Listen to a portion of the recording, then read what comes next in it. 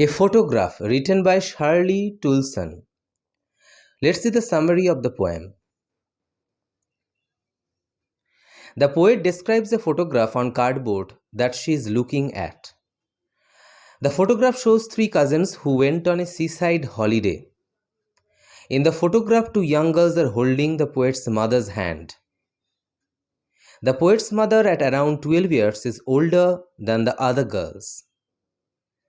The photograph shows all three girls standing still on the beach, smiling through their wet hair at their uncle who was clicking the photograph. The poet reminisces that her mother was sweet looking before the poet was born. The poet observes that the sea which laps at the feet of the happy girls seems to have remained constant, as opposed to the girls who changed considerably as they grew older. The poet recollects how some sweet or 30 years after the photograph was taken, her mother would laugh looking at the photograph. She would ask the poet to look at Betty and Dolly, the two other girls in the photograph, and comment on how their parents had dressed them for the trip to the beach.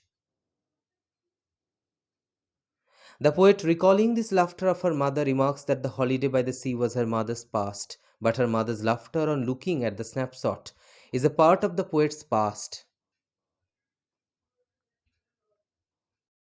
Both her mother's laughter and the memory of the laughter are tinged with the awareness of loss.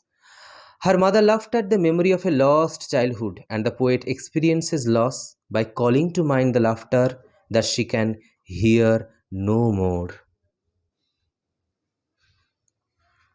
She calls this liberties, signifying the effort that has to be made to deal with any loss.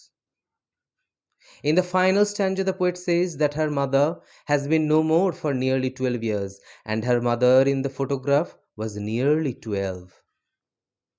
Thinking of this strange coincidence, the poet falls silent owing to the immense loss that she feels.